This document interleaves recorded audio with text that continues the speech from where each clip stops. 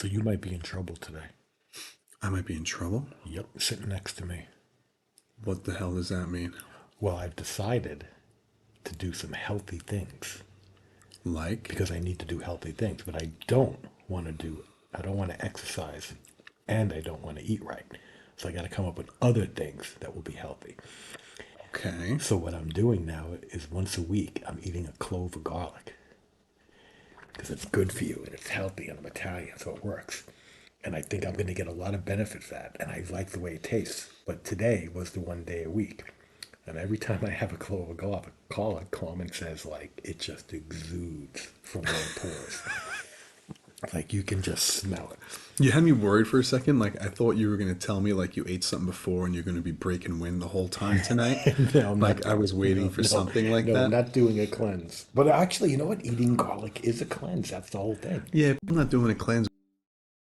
Drink all the other crap on top of what you normally eat, your normal diet. Well, that's what I said. I don't feel like I don't want to eat right or exercise. I want to do other things. But you have to do one of. You should do one No, of no, those no. two I things. don't got to do any. I don't got to do anything except like mentally want to do something, and that'll get the benefit of that. But then I should actually do something anyway. Do actual something physical. Do one physical change.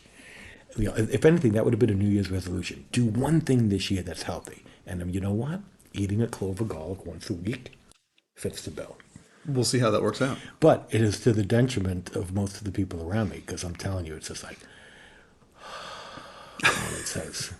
Just breathe that way. Carmen says, you son of a bitch, you gotta eat garlic. Eat it in the morning before you go to work.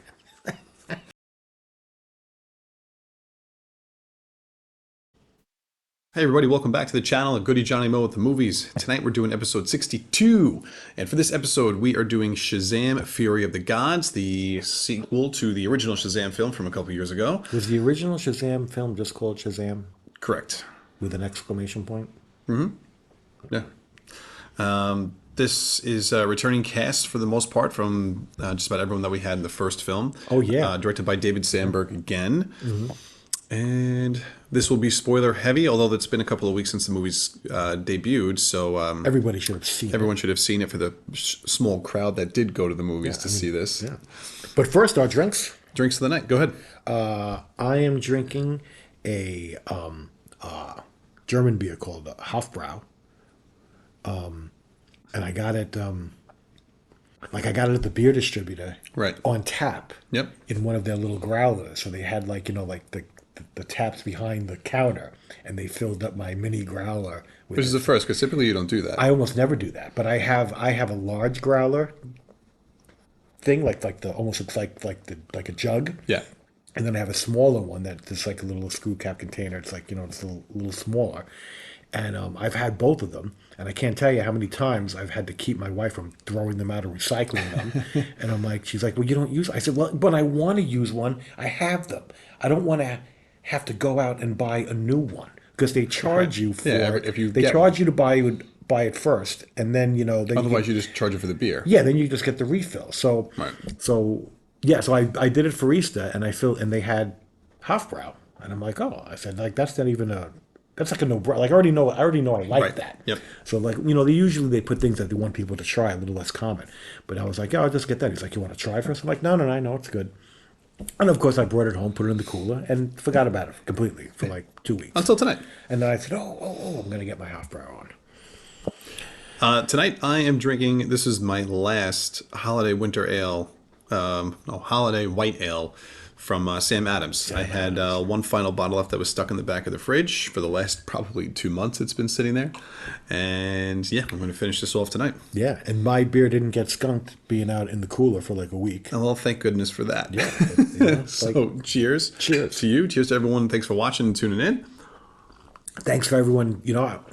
My goal, my hope is that everybody watching our episode is drinking a beer while they're doing it. Drinking something. Drinking I would something, hope that like like you're doing this with us. like sit down with us, listen to our nonsense, have a beer at home while you're watching us, Yeah. and like and now we're all drinking. Like Beer, glass of wine, mixed drink, I could just tell you right something. now when I'm home watching our episodes, that's what I'm doing. Yeah, when you're rewatching what we filmed. I love watching them because I forget half the stuff I said. One day, like 10 years from now, I'm just gonna binge watch them all and start from the beginning because it's gonna be like, oh my god, who are these guys? These guys are great. Oh wait, but that's me. Like, you know, it's you forget, Of you course, you do. do. So we'll always have this. So with that, Okay, so let's get into this. So I always call this movie Wrath of the Gods, but it's Fury of the not. It's Gods. Fury of the Gods. Yeah. I even wrote it down in one of my books. You went to the movie, saw Shazam, Wrath of the Gods. And then I was like, no, that's not it. It's Fury of the Gods. But yeah, I think the most important thing about this movie is that isn't this the last movie in the DCU before No, the start of the new DCU? no, that is not true. There are still two, if not three, other films. So Really? the next big one is actually the Flash. I thought that was like the transition. We don't. I don't know enough about Aquaman 2 We yet. don't know for sure. Oh, So Aquaman 2 could take place before the Flash film, so even though there. it's being released after. Okay, so there's Aquaman 2. Okay. So I mean, the Flash film, for the most part of what we're all thinking of, is going to be some type of Flashpoint movie. We're still. It's supposed to be actually being debuted at a film festival. I think coming up this weekend or next. Yeah, I think maybe this weekend or next weekend, and then it's getting released. I think in June. The next film after that, there's this film over the summer, the Blue Beetle movie. And that's current. That'll be in the current Now DCU. that's where I'm not sure. I don't know if this is going to be a one and done or if this Actually, is going to be part of the new DCU it should be. Shouldn't it be DCCU? DC Comics cinematic. Cinematic I Universe. think they're just saying DCU, D DC Universe. and the D stands for DC.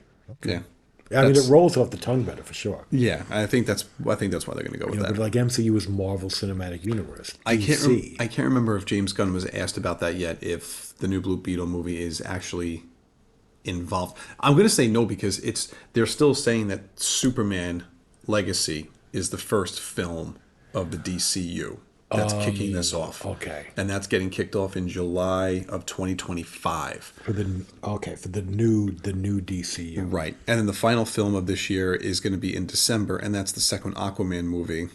I mean, not for nothing. I think I'm looking forward to the Flashpoint for the Yes, Flash movie. I am. I think I'm looking forward to the Aquaman movie. Yeah. I don't know that I really care too much about the Blue Beetle. I mean, Blue movie. Beetle, I'm just going to go see it, I think, because it's DC. I think. They actually just had Yeah. the first trailer of it. They actually just released the trailer. The trailer actually did not look Oh, bad. okay. So we'll be watching that right after this because I didn't. You see haven't that. seen it yet. I'll show it to you. But I'm interested. But what it's really funny what DC is doing with their movies because oddly enough, it's exactly what they did like in the comics. They got to a point where they didn't know what else to do, so they rebooted their whole universe. They With Crisis, yeah. Now keep in mind, Marvel has been rebooting their universe in the comics too, but like Marvel didn't do their first like reboot till like I don't know the late '90s, whereas I think DC has did quite a few reboots before then. It's just like Well, they did their. they just like they did the let's Major just Crisis. forget everything. We'll just start all the characters all over again, and maybe we'll get it right this time. Well, I mean, they did Crisis and Infinite Earths in the mid '80s.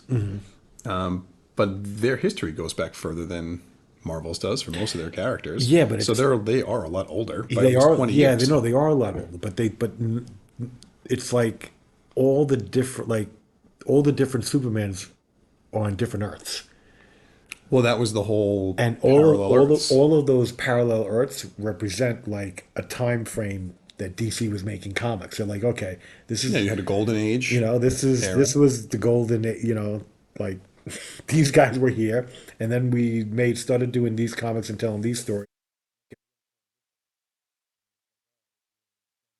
we can do. Let's just start all over again, and just make that a new Earth. They've done that quite a few times. Whereas with Marvel, Marvel's Golden Age stuff takes place in the same Marvel comic reality that lasted from till the late '90s. Like that was all one continuity. Yeah, but you're talking a 10-year difference. You're not talking like a 30-year difference of when DC did it and Marvel did it. Like Marvel did it in the 90s, DC did it in the 80s. That's not a huge difference. And for the point that the fact Yeah, that no, DC started their characters much earlier than Marvel yeah, no, did. but I think DC's done it more times. They've probably done reboots, but also I don't think you've kept up with what Marvel's done also in the last 20 Yeah, years. I'm sure the stuff that they've done is going to piss me off too because they they're at the point now where it's like nobody's creating anything new. They're just saying, all right, let's wipe the slate clean and start over again with the same exact characters. I mean, you go into a comic book store today, I think 75% of all the superheroes that you see are 40 years old or older. For the majority of them. Yeah, because nobody Well, I think it's hard. nobody knows how to create anything I new think that's it's actually going to last. I think it's hard creating a new character. Well, that's why you have so many independent creators trying to do their own books. And a lot of them don't go anywhere. I mean, they get made, Shame. but they don't hit really mainstream. And I think that's hard to crack a new character, whether it be a hero or a villain, in either DC or Marvel. Yeah. Because fans are so attached to the characters that they grew up with to come up with someone new and have them stick. And it's a shame too because if you look at like what Marvel did in the 60s and 70s, both companies introduced so many characters and villains and No. so many of them stayed Right, and that were are still around. still around in comics today, being pulled into movies left and right.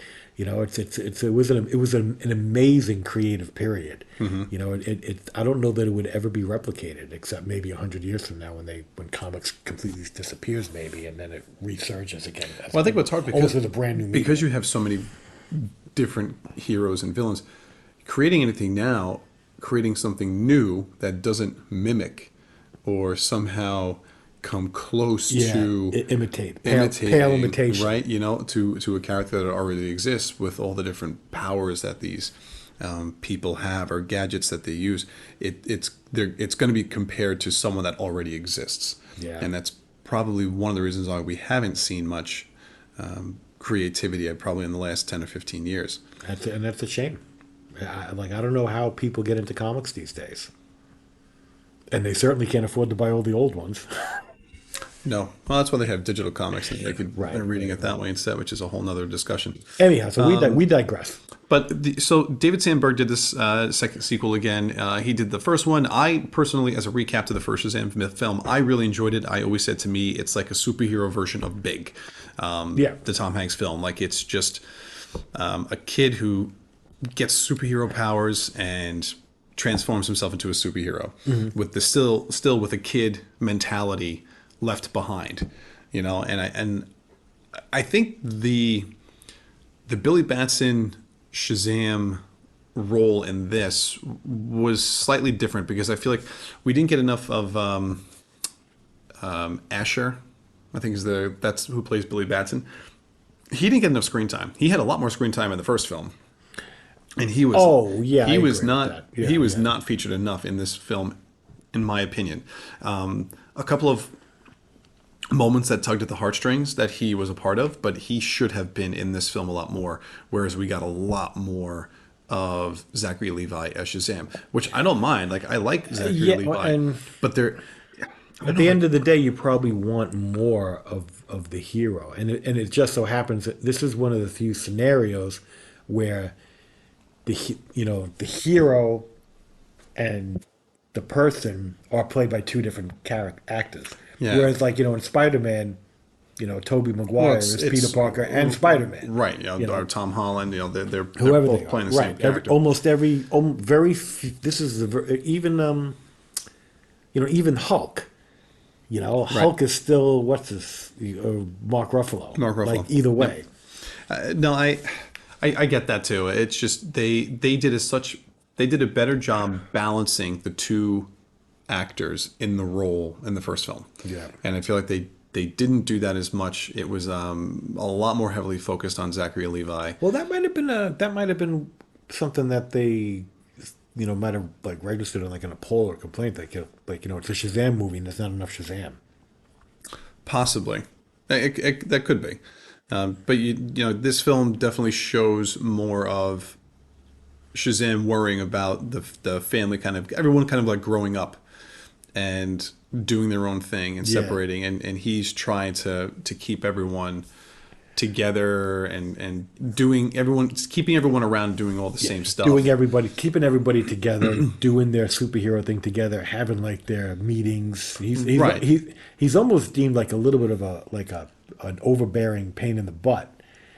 Probably by the rest of the family. By the everybody other else. kids. Like, Yeah, come on, like I see lighten that. up. Let me. I But just think he's just as a kid, like you don't want to grow up like he's at that stage where he's transitioning to that next age level, mentally, going from like 17, 18 years old and jumping into young adulthood. And plus, all these kids are fragile in the sense that Yeah. they're not true siblings. They're all foster kids or adopted Right. kids.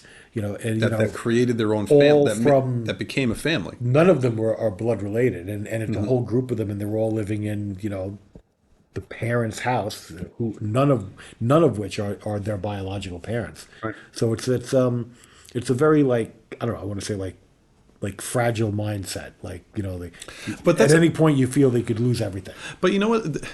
But see, the one thing I'll disagree with on is that in the first film, they I don't want to say solve that problem, but you saw them become that integrated family. Yeah. Like by the end of the film, they were all together, and this was their blended family. Right, Right. right, And right. it's like in this film, at the start of it, it's like it's back to worrying again about everyone's doing their own thing, and that they're not this family that's tightly knit together. And I don't know, like I felt like you were going backwards, and I think they needed to have that tension and the that conflict. angst in order to, No, in order to bring elements Absolutely. into the film, whether it makes sense or not. I get that. I think that they could have maybe been a little more creative in how they went about that. Well, that's always my one- complaint. One big difference They need to be more creative instead of going with the easy answers or the nonsensical answers that it looks good. I think it was but just doesn't make sense, but it looks good. I think it was Path of Least Resistance. Just it Well, they yeah. could have had a little more thought to it. And that's where the writing comes in. One nice treat that we got is what's her name? Grace. The character that plays Mary Marvel. So in this film, Mary Marvel as a kid. the one difference in this film is that Mary Marvel, it's the same actress that portrays the human Is version it? and the superhero version.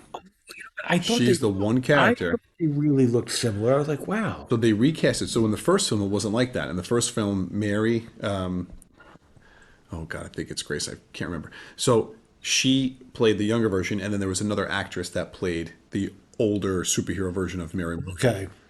But in this, Mary is both herself and Mary Marvel. Okay, so that's a relief because I think like the superhero Mary Marvel is ridiculously hot, and then but everybody like even all the female superheroes are hot, but then when they turn back to kids, they're kids and whatever. But I'm sitting there going like, wow, when Mary Marvel turns back to a kid, she's still kind of hot in the comics, and she shouldn't be. But and now it makes sense that it's the same girl. But isn't like Mary Marvel and Shazam, like Captain Marvel, like don't they get together? Like aren't they like an item in the comics? And the only reason why I bring that up is because I felt like why, like there was a very small hint at one point of like Billy and Mary, or possibly liking one another, but they didn't really play on that too much. And I almost wish that they did push that a little bit more. But the love story of this movie was really Freddie and Thea. I mean, it's really hard. Thea. I really don't know because keep in mind, the original Captain Marvel in the comics was not a DC character. It was, No, it was Fawcett. It was Fawcett, Right. And it's from the 40s. So we weren't reading them anyway. And even if, anybody going back in reprints is chance, more likely to go back to DC reprints, and Right, but the they're stories not playing. themselves are going to be. I mean, But it's they are denoted like as the Marvel family. There was like, yes. At there's one point, they had their own book. yeah, there's more than one. Granted, I think there's more Marvels in the movie, but there's like, Well, I think in there's the like a Grandpa Marvel, and well, there's a and Mary, the I there's mean, a you'll Captain Marvel Junior, Captain Marvel, Mary Marvel. There's at least four but I think Captain superhero Marvel Marvels. Junior is like Freddy. It could be. I'm pretty sure it's Freddy. Well, at least in the comics now, Yeah, it's Freddy. yeah. So exactly what their true dynamic is in their inception Well, this back in is the 40s more, and 50s, that I don't but know. these two films were more based on the New 52 versions of Shazam when they rebooted Right. that Okay. with Jeff Johns back in the day when they did New 52. But the film, the romantic interest in this is really Freddie Freeman and this new girl that's moved into town who plays Anthea, and this Yeah. is her name's Rachel Zegler. From Zegler's, Ziegler yeah. So and her big break was just in Steven Spielberg's West Side Story as as Maria, Maria. Yeah. and she was really Now good you in saw the that. movie because I did not see that. What I thought Spielberg's West Side Story was fantastic, and I'm a big fan of the original. Right. It's not one of my personal favorite movies, but it's an absolute. The original West Side Story, Robert Wise, and I think Jerome Robbins directed. Though dual directed. I mean, that's a massive Oscar-winning film. Great musical, extremely popular, Yeah. classic in every sense. There are some musicals that I like better, but that won Best Picture of the Year back in, I want to say 1960, early 60s, probably 1960. I think it was 1960. Now West Side Story, Spielberg's West Side Story was also nominated Yes, and I was for Best really, Picture. I'll be honest with you, I was hoping, I gave Spielberg's West Side Story 4 stars. I thought that was a fantastic film. The sound and the music in that movie is pristine. I've never heard music and sound in a film so perfect. It enhanced the film. A couple of the casting choices, a little hazy with, but I still gave that movie 4 stars, and I was rooting for that movie to win Best Picture of the Year and Best Director because that I'm a was big Spielberg fan, and I thought he did a great job. well, that was her first introduction to Rachel that I can remember. I'm not Yeah, sure. I'm sure she's done other. and she She's was had other and she acting was gigs, good in that. and I heard great things Yeah, about her as Maria. So to see her in this, and I thought she was adorable in this movie. I thought she was really cute. She was great. She plays this younger sister to both Lucy Liu and Helen Mirren, yeah, who are all three of them are gods. right. So this is what I found interest. Well, big one big problem I had with Anthea. Okay, well, first thing, okay, so all three of these gods are the daughters of Atlas. Correct. So, like, one's white, one's Asian, and one's Spanish. So that means Atlas was a player on multiple continents because they obviously not all the same mother. It's like, that's just the way it goes. But I'm like, I found that interesting. I'm like, okay, they're all sisters, Well, but I guess they're going to be all different but if mothers. you notice, they're all different ages. So I'm sure Atlas was like, "Well, Yep. done with you. Done with you. On to the next one." Time to get a fresh piece down in Asia, and then a couple decades later, he hits up South America. So Atlas, I guess the rationale is like Atlas, he's always got the world on his shoulder, but eventually he turns the globe and says, all right, let's go see what's on this side of the world. Let's go see what's on that side of the world. So okay, so my problem with Anthea is that I really thought how they introduced her character made absolutely no A little sense. too convenient. It made no sense. So My only what is thought she came down to Earth and there's a, like she's trying to find the Marvels, right? That's what she's trying to do. right. So she enrolled in a school. No. So if I don't know if you missed this, and we saw this movie twice, by the way. We saw it together, and then we saw it I with mean, she's got my class. She's kids got and classes. She's going my to class. niece She's and my got nephews. classes. She didn't like Well, no. So break here's the in. thing. There is a line that I believe Anthea says to Freddie.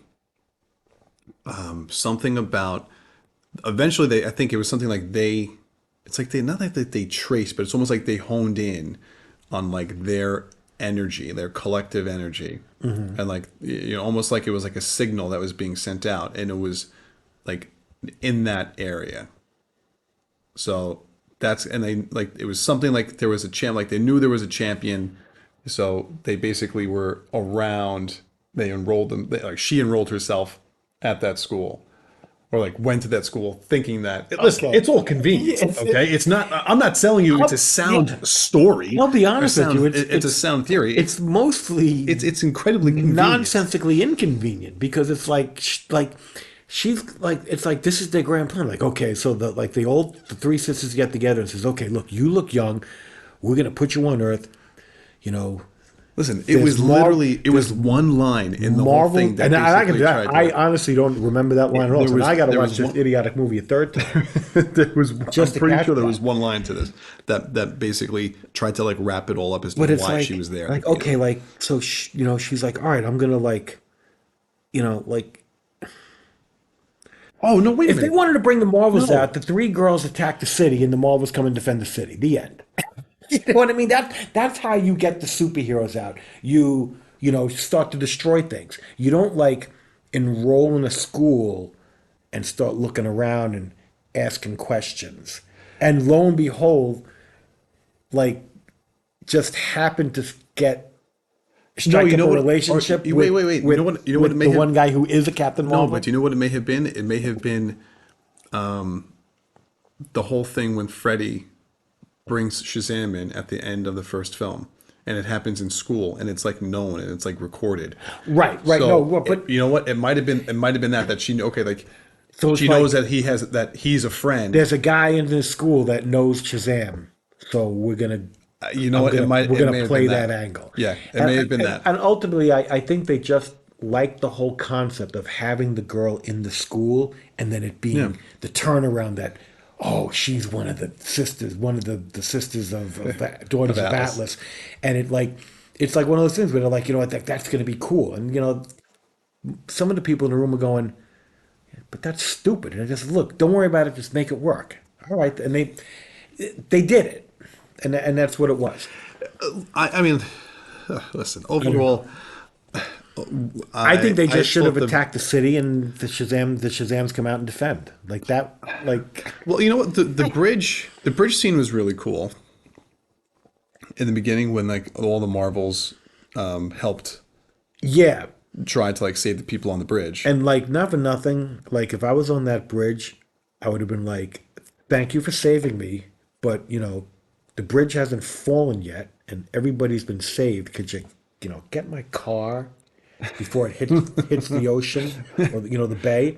Like I don't like I don't want to lose my car.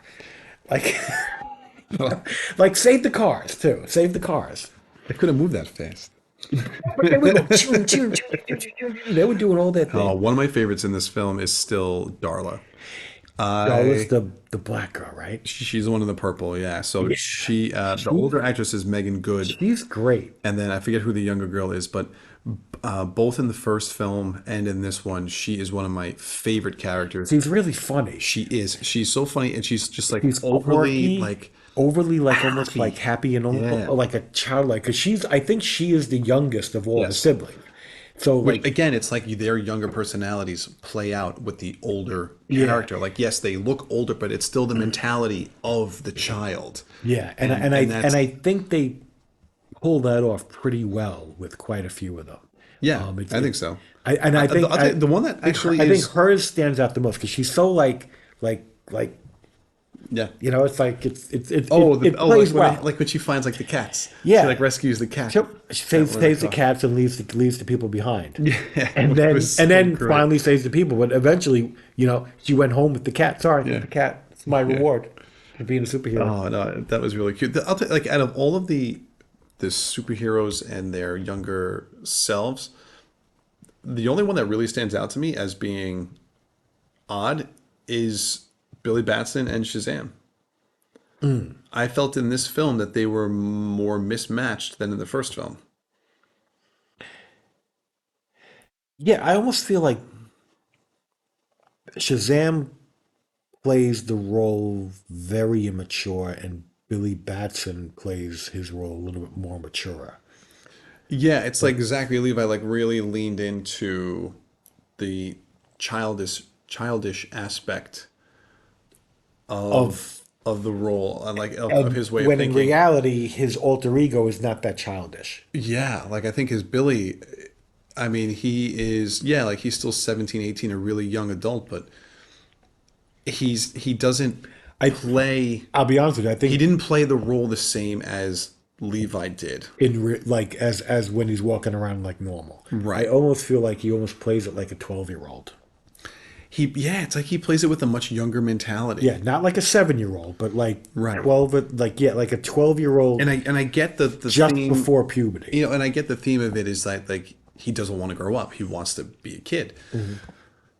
So like I feel like there's a lot of that that's probably put into that Levi was putting into that. Well, But I yeah, well, I like that he like he considers himself a kid, so he goes to see the child psychologist, Oh, that was great. That was great. and No, he was a that's actually. pediatrician. I think he was. I don't even think he was a Yeah, child psychologist. it's not He even was a just child he was a psychologist. pediatrician. He's a pediatrician because at the end of the day, when you're a kid, you're being taken to the pediatrician for Yeah. just about everything. Oh, Easter egg in Before, that scene is the Annabelle doll is in that room at the table.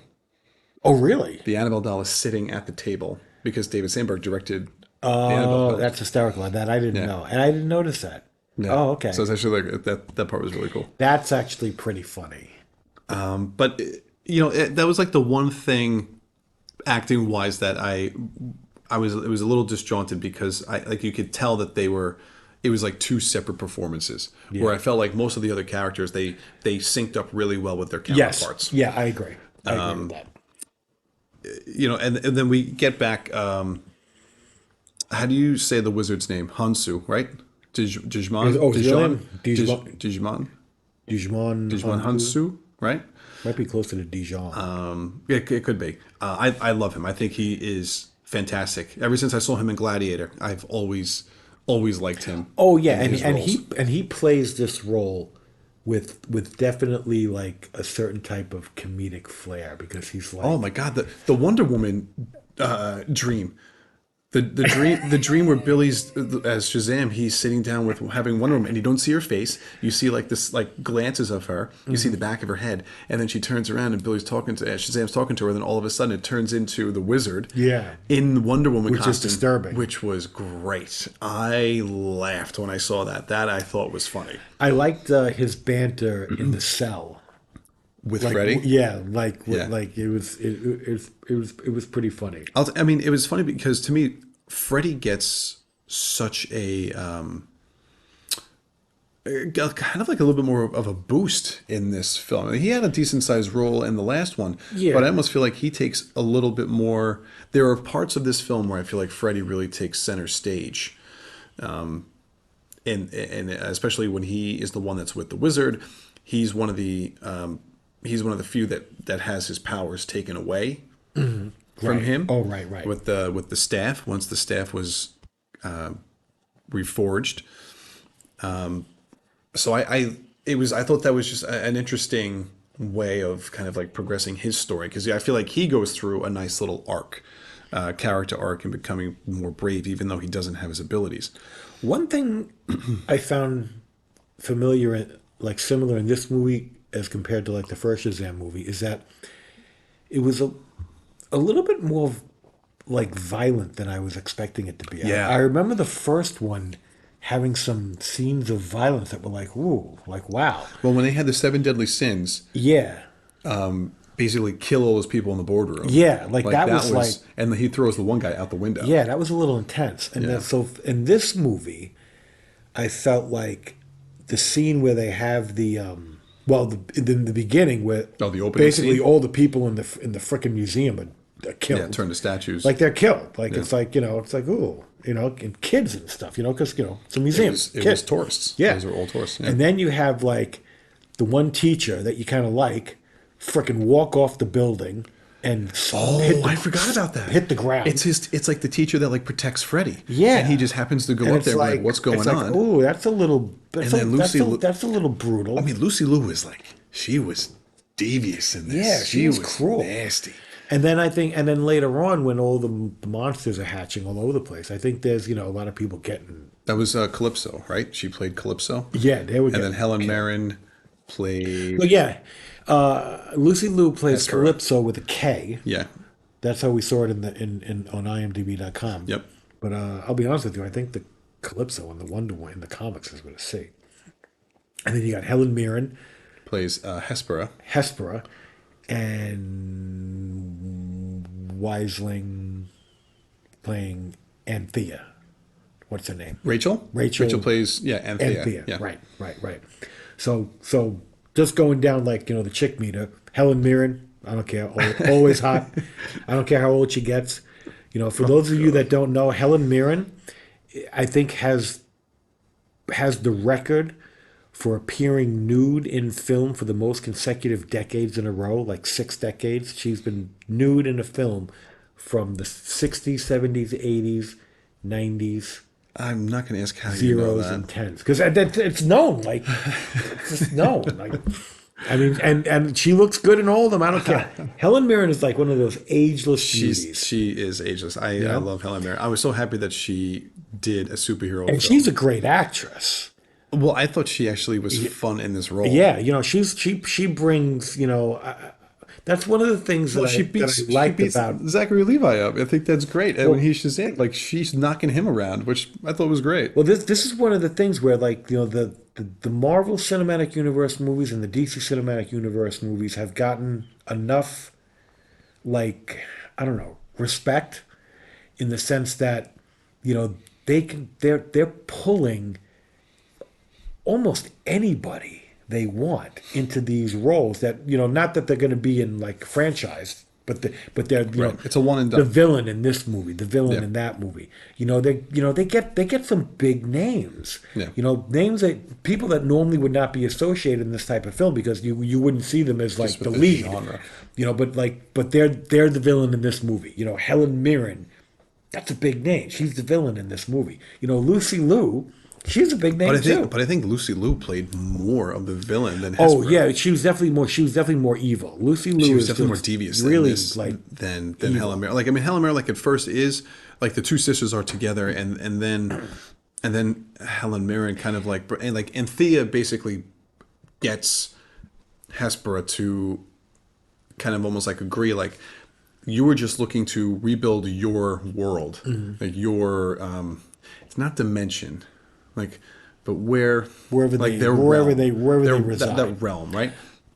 Compared to what Lucy Liu was like, screw these people, let's take over their planet, let's enter their world. Yeah, I mean, Helen Mirren basically wants retribution for how they've been treated, whereas Right, 'cause they were locked Lucy away. Liu is more like vengeance and more. Yeah, she wants to just stick it to She just wants to, like, she doesn't mind breaking everything apart. And the other girl, Anthea, like, she's just a little odd. They say like, oh, she's 6,000 years old, but she still looks like a kid. But what she wants to do She is still has like, she almost still has like the men, like she mentality is approaches younger. younger too. But I think that her whole theory behind everything is that she was just under the impression that they were looking to get the seed Yeah. to grow the tree in their realm, Which to is- basically bring their realm back to life. Which is not for nothing. That's what they should have done anyway. Like that. Like, That's what they ended up doing, yeah, that's what they were supposed to be doing.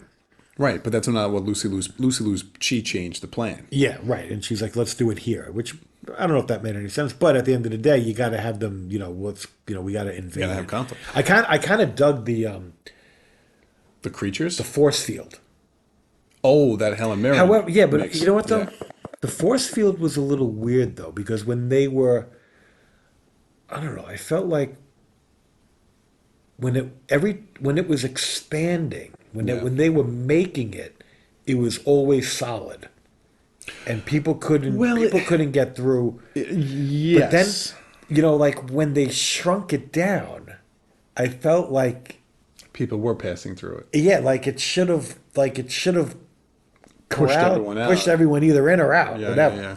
It was a little weird. No, I agree. Like I'm gonna say, silly was saying physics of it, but yeah, like it's almost like the rules changed. But I guess because it's Helen Mirren who's casting it, like Hespera. She could probably manipulate it to Yeah, do what she wanted. yeah, Yeah. and it's like it's not going to be solid until it reaches this Right, size. because Yeah, at the end of the day, if everything was passing through it, then it really wasn't a if it was force like field after all. translucent, or like get through it. No, Yeah. exactly.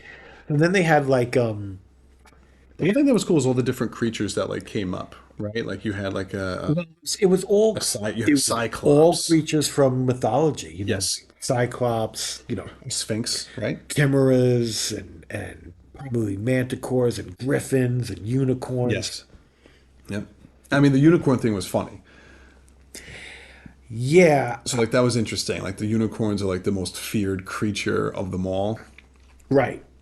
And of course, like Darla. Oh well, you got to bring up Skittles. Yeah, so just like, Someone paid a lot of money. Baskin Skittles. Robbins paid a lot of money for the Oh man, Ant-Man man. movie. The Skittles people paid a lot of money. And now it seems like there's almost a formula to it. They got to have three mentions. One in the beginning, one in the middle, and one at the end, so you don't forget. We're going to mention it in the beginning, but you're going to forget. So we got to mention it again in the middle. But you know what? Why not? Why stop there? Let's do it at the end. And this movie has three mentions: beginning, middle, and end.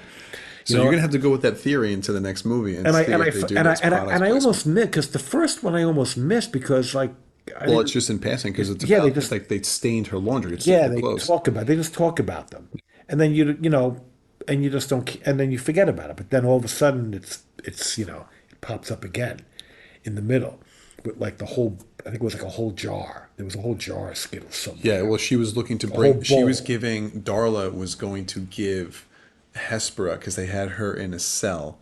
She was going to give her Yes. all the yellow Yes. Right. Skittles because Right. those are the ones that she doesn't like. Right. She's like, nobody likes these, but I'm going to give them to you. And then Right. when she goes back to the cell, Hespera is gone. Right. And then the finale is that, we're going to use the Skittles as a substitute for ambrosia Ambrosia, yeah. to bribe the unicorns. And it's like, it's like, she throws up all the Skittles and she's like, Taste the rainbow. The fact that she said the catchphrase. Oh my God. It's like, come on. I mean, it's just so, They paid a lot of money for it's that. just so shameless. It's so in your face. It's shameless. It makes no Listen, sense. nothing, And you don't care. nothing will be as subtle as Reese's Pieces. No, Nothing will be no, as subtle as that. no, yeah. But It's like, come on. It's like, it's you just, didn't want to go and get Skittles after the movie? no, I wanted, did. it's, and I'm not a big fan of, and I'm speechless. I'm not a big fan of product placement, but it's like, It's part of film and TV. but it keeps getting worse and worse and worse. It keeps getting more invasive. Because money talks. It's like how much they're going to listen. If they're going to donate, $20 million to your movie, Yeah. or whatever the amount of money is that they're going to give you, you better give me a damn good product But placement in but the this film. but this is what it is. There's the pendulum. There's always the pendulum between art and product, and the pendulum just keeps swinging more and more towards And product what ends up happening eventually? and less from art. Well, eventually it's going to go It around. swings around the other way. Eventually, cinema's going to be broken. And people are just going to be like, movies suck, and that's it. I don't think it's going to ever be. pointless. I don't think it's going to be that And then dystopian. at some point, there's going to be another golden age of cinema where artistry has the reins, where there's no, confines of what, well, you can't tell that, you can't do that. Well, I know you want to make a movie with cavemen, but, we have to have cavemen from every continent. Well, it wouldn't work that way. They should all be the same race. I don't care what continent you put them on. They need to all be the same race. They either need to be all black. They either need to be all black cavemen or all Asian cavemen or all white cavemen. They can't be black, Asian, white, Mexican, So it couldn't Spanish. be What is it, Arthur? What's it when all the continents were together? Pangea. The Pangea.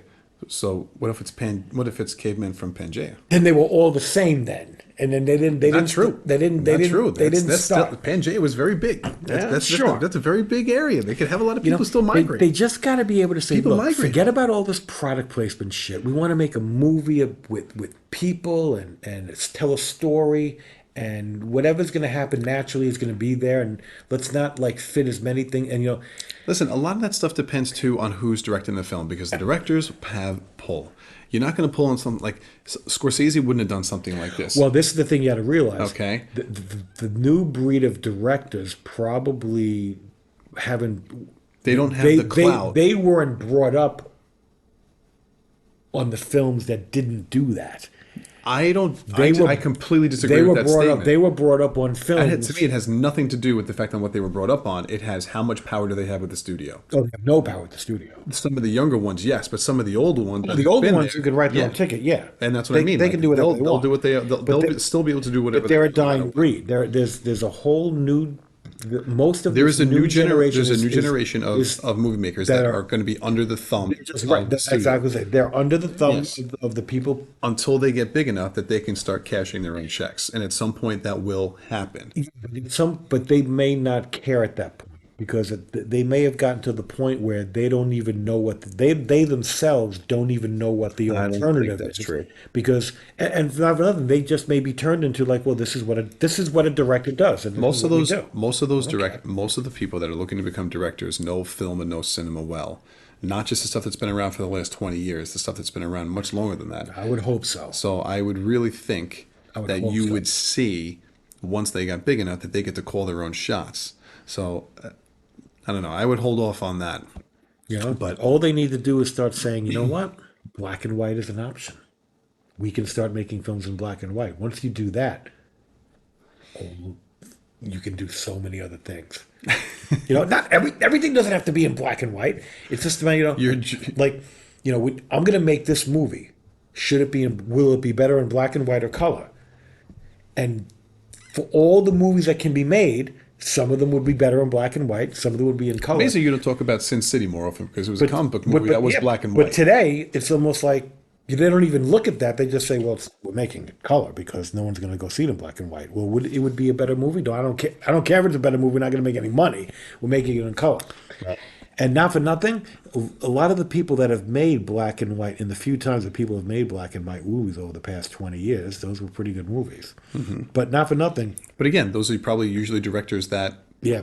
have, again, studied film, no cinema, no art, and And they were able keep to in convince the mind- studio to let them do it. Yeah, the thing that they probably do to sell it is that they say, like, well, we're not going to make it all black and white. We'll put a little color in there. So there's a lot of movies that Possibly too, but it could also that be them have a selling it as little bit of like color. it's going to be reminiscent of this film, Right. from Well, and- decades in well, the past. The other aspect of it is that people are willing to do black and white because they know they can experiment a little bit with color. But to me, that's a little bit of a cheat because it's not recognizing the fact that a movie made entirely in black and white can be fantastic. Yes. You know what I mean? It's like it's not a limitation. I've always quoted one of the favorite things I've ever Ebert, where he says in one of his books he says you cannot know and understand and appreciate the history of film until you realize that black and white gives you more, not less. And it is so true. And so many people can sit there and say that's asinine. I'm like, well, you don't get it. You don't get it. There's so much you can do. That's why I'm still looking forward to seeing the Justice League movie in black and white. I haven't watched it Justice is Gray, yeah. yet. I want that. I want to see. But anyhow, So, what were we saying? well, we were basically getting like towards the end. Kind of with- towards the end.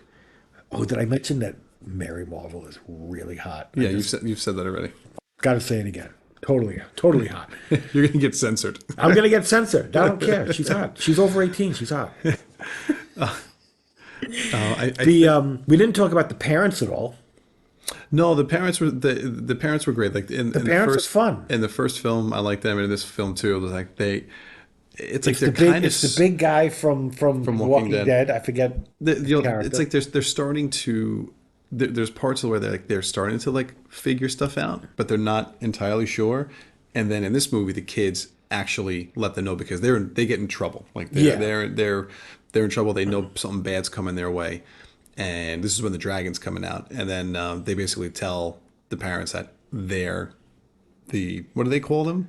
What Oh was their my nickname? God, they had a name. Something seven. The Phil. The Philly Seven? Was it the Philadelphia Seven? I thought it was something more insulting. Yes. No, I think you're right. I think it was. It was something like that. But and like the dad was like, "You're them," and that was kind of funny. And then I'll tell you, the mom though has one of the best scenes where she wants to see Billy. She doesn't want to see Shazam. She Oh, okay. wants to see Billy. She says, "I want to see my son." And I'll tell you, man, that's a tear jerking moment because like she pleads her heart out to him and he thinks that he's going to be kicked out once he turns 18. Yeah. And she tells him like, you'll always have a home here. Like this is your home. We are your family. I'll tell you. And that's like a tough moment to just sit there and take in for someone like him who his mom did give up on him and gave him away. And this is like his first real sense of family. And again, I go back to the first film because I felt like at the ending of the first film, you get to that point. Like Billy accepts these people as his family. Yeah.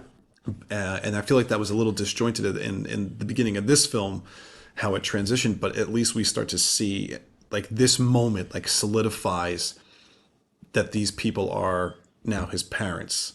You know, not just his wars or his foster parents, but like Right. these are his Right. parents These are his parents. that are going to help raise him and with his brothers and sisters. And I thought that was such a great and powerful moment and such a small scene in the film.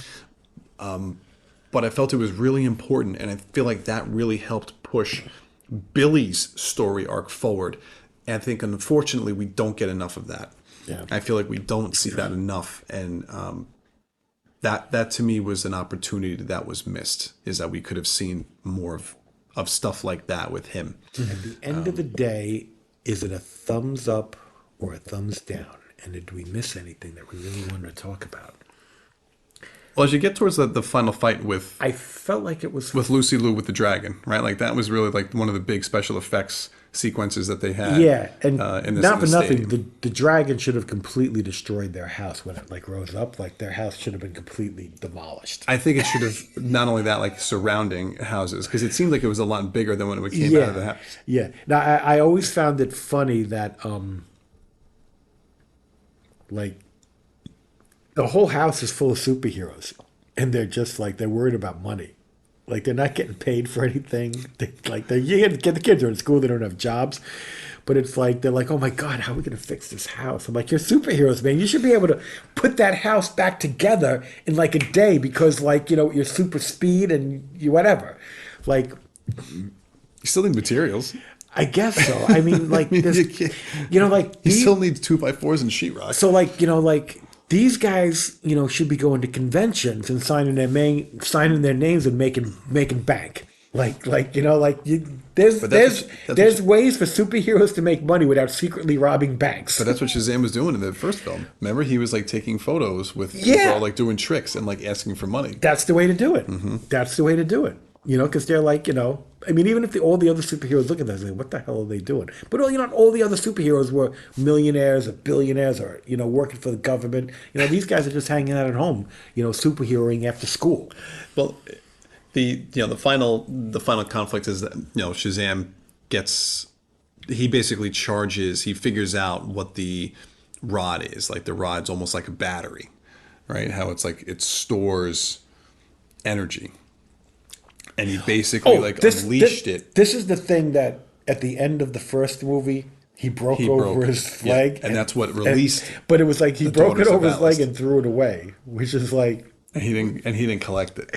it was actually really because I remember in the movie when they're saying this thing was found in a garbage dump somewhere, and I'm like, what are you talking about?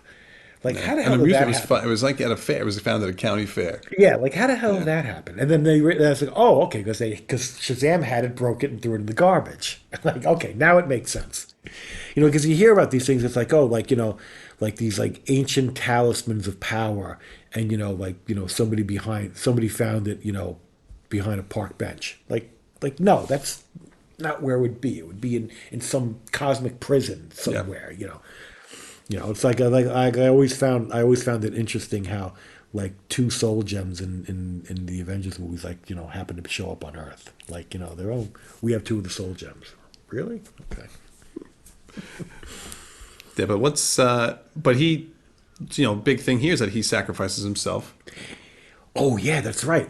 Well, yeah, he does. He Yeah. does. He sacrifices himself to stop to Calypso. Yeah, and he technically dies, and then we get our They go to bury him in the gods realm, in their realm. in the Daughters of Atlas's realm, Right. right? And we get a great cameo. Yeah. We get the cameo that we thought we were going to get at the restaurant, but we didn't, and we get it at the So end. in the dream with Shazam and Wonder Woman, it's her actual body double in the real and like in the films. In the Her Wonder Woman in the films, Wonder Woman films, like this is her body double. her body double in the Wonder Woman films is playing the Wonder Woman in the restaurant. Correct. Oh, that's hysterical. Okay. And then How'd you find that out? behind the scenes. Oh, that's hysterical. And then Okay. and then we get the real Gal Gadot Gal Gadot. in the end of the film as she comes in and they play the Wonder Woman theme. And is going to be her last time on film? Apparently, she's supposed to be in the Flash with a cameo, Okay, with good. another cameo. Okay, good. And then so she arrives and helps, and she's like the only way to resurrect him would be with the power of a god, or like to charge. No, it's to charge the staff, right? Because the staff is out of energy, because it basically released Yeah. when he said Shazam. I don't so know- she's got the stick, and she's like, with the power of a god, you can do it. And Yeah. like there's like she's like there are still some left, and she comes out. Yeah, and I don't know if any of that makes sense because if he's dead, he's dead. So I think they were just like, we want him back. We want him to come back to life in this But scenario. but the whole thing is about magic, right? Like they're all like Yeah. Shazam is magic. But like Calypso's dead. Well, they're not attempting to bring her back. But like I don't like to me like what you're saying is they could if they wanted could to. if they wanted to, I don't, I guess. I don't know. Like I don't think they should be able to have that option. Like I think I think Well, when- because who you see is dead is you don't see Shazam dead, you see Billy dead, yeah, okay, all right. and which I think is a little bit more emotional than seeing Shazam. It plays for a cool scene. I just don't know that I I think it was just all about the way to get Wonder Woman in there. yeah, I don't know that I buy it 100%. So I don't. she has- I don't disbuy it. So but she I has don't 100% accept. I think Wonder Woman has just a great cameo, and then Billy tries to hit on her as Shazam. He tries to hit on her, which was I thought a great little way to end their interaction together. Yeah, and yeah, I think the mother makes a joke about what's up with my children being into older women. Older women, yeah, which is yeah. hysterical. Which I thought was great. But I mean, listen, overall it was okay. It was fun. It was fun. The- And then we get a little We get another Easter egg at the end with Mr. Mind, Mr. Mind. We see who's him like again. this little idiotic Worm. snail, He's like a worm, like almost like a caterpillar almost. caterpillar, and it's like Like an alien caterpillar. his cameo at the end of the first movie was really goofy, and his cameo at the end of this movie is really goofy. Like, Yeah. he's It's with like, Dr. Savannah again. it's like he's like, it's like it takes me a long time to do things, Yeah. 'Cause- and it's like, so he's like this, like, I mean, and listen, this is probably the last time we're gonna see these characters. yeah, I don't unfortunately. I don't think they're making a Mr. Mind Shazam movie, Which I think was probably what was gonna maybe be the third film. And we're never gonna see them together with Black Adam. I mean, maybe that was the whole point of the Easter egg was just to pay respect because Mr. Mind, to be honest, is a big villain. big for villain Shazam. for Captain Marvel / Shazam in the comic books. I don't know that I know that much about him, but I know like that's like one of his absolute Yeah, arch nemesis. absolutely.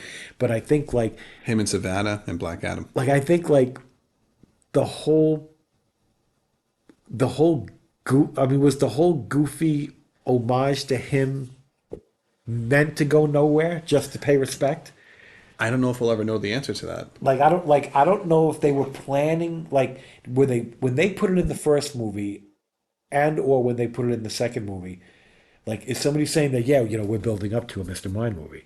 Or were they saying we're totally not building up to a Mr. You We know just what? want to throw it in there just for laughs? I actually don't know. I think that's a I great don't question know. because I think ultimately, I think what would have worked really well is if they actually were able to get Shazam versus Black Adam, and then you could have had a good Superman cameo in there. But Yeah. unfortunately, I think Dwayne Johnson kind of like put the kibosh on that and didn't want anything to do with the Shazam movie, and he didn't want Shazam in his movie. Oh, he did. He was He didn't want Shazam in his movie, and he didn't want Black Adam to be in the Shazam movie. Yeah, I think it seemed like Dwayne Johnson pretty much had the power to like stop all that from happening, and I think that was a And real shame that's kind of silly in a way. because like those Like characters are you should be synonymous with one you another. should be embracing the opportunity to play this character instead of saying, "Okay, I'll play him, but we're going to do it by my rules." And my idiotic rules mean that we never see what we're Well, supposed to see. I think unfortunately that's how it went, and we That's kind of silly in my and it opinion. sucks because at the end of the Black Adam film we get a great cameo with Henry Cavill, and it would have been really cool to see Henry Cavill in this film, and I think they were trying to get a cameo with him in this movie, and I don't think it worked out. I don't know if someone said no to that. I don't know who the powers that be were. This was all before James Gunn Yeah. took over. These films were all completed before James Gunn came on the scene. So I don't know with the old Warner Brothers regime for DC what happened with that, but unfortunately that was nixed. Well, So you we know, I think there was a lot of missed opportunities with crossovers with this, unfortunately. see what they should be doing is like okay, so the current universe is on its way out, and they're gonna go with like the new universe. They're gonna They're gonna reboot. It's a they're gonna reboot. It's all they're gonna rebooted. be Yeah. recasting every single Yep. character. So what you do is like 10 or 15 years from now, when you're starting to get tired of this reboot, you get all the original characters that have now aged, and you do Kingdom Come. No, I agree with you. I think Kingdom Come is something that should be done with all these characters. Yeah. That would be amazing. I think with the But DC, you do it with this cast later because Kingdom I Come think takes place. yeah, and with them being older, takes place when they're you older. could do Kingdom Come 5 years from now with these characters and be like, you know what, we're going to do an Elseworlds story because James Gunn has said there will be Elseworlds movies that are completely independent, like the Joker film. Right, okay. Joker film is an Elseworlds movie, completely independent on its own. They can do a one-off Kingdom Come with basically, this, if you wanted to say the Snyderverse, with those Yeah, characters, that would be. and it would be unbelievable. It would be unbelievable. Yeah, I agree. I hope they do something like that in 5 years from now. I don't know if they ever will, but that would be great. I don't know if they'd ever be smart enough to do that No, or they wouldn't have the balls or get someone smart enough to write it. and do it right. Yeah, Like, I mean, would it be one movie or more than one? Can you do it in one? Can you? no, I think do it's it? too big of a story. That was 4 trade paperbacks. I don't think you can do that. I think you need to. I Do think it. you do it like a part one, part two. I do. I agree. I think Yeah. you make it a two-parter out of that. Flesh it out. Yeah. That's So okay. I think that's how we're ending our Shazam That is review. that is my prediction. My Is- prediction is that I have high hopes for the idiots at DC, and in the next 10 years, we're going to see a Kingdom Come movie, and they're going to prove my faith in them right. I would definitely cheers to that. I would cheers to that. So, I mean, I think that, guys, we're gonna end the Shazam review. Mm-hmm. Again, it was all right. Nothing crazy. I would have liked to have seen. Yeah, I would have thought it would. I would have wished it was a little bit better than what it came out with. I still enjoyed good parts of that film. I really gave did. it 2.5 stars. 2.5 stars. Okay. And which isn't bad. I still like the first one better. I really enjoyed the first one a lot more than this one. Lots of eye candy, no complaints there. Tons of eye candy. Some heartfelt moments towards the middle and end of this movie, but overall the villains are a little more forgetful. So I think the special effects were good. Yes, no, I agree with that. I thought they did a good job I there. thought I the still think the transitions between when they say Shazam is great. I think that's I such a thought the they do such a great scenes job. with the pen Oh that yeah, that those were that great that too. like would write down whatever you say was a little was a good had a good comedic touch Yes, I to it. thought that was funny when Helen Mirren's reading the letter and it's like literally verbatim what they were saying Yeah, as it was writing. No, I did. I thought that was yeah. good. We No, forgot to mention that earlier. I thought that was funny. I think that pen had a name. I don't remember, It did. but it was funny. No, that was pretty. That was fun. So, all right, guys. With that, we're gonna head out. Yep, We got another review hopefully coming up soon, and we will see you guys again after the movie. yep. Have a Cheers. good one.